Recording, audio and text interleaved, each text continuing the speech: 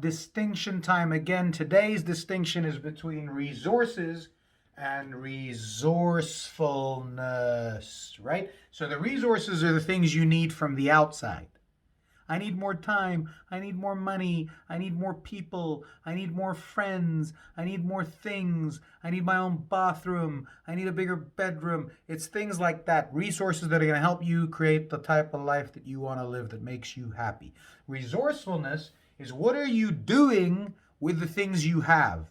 Right? What are you doing with your potential? Are you living your fullest potential? Are you unlocking your fullest potential? And are you making use of the resources that you have to their fullest potential? And that comes down to resourcefulness.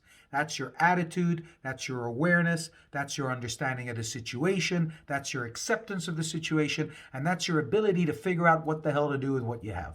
Thanks for listening. Peace.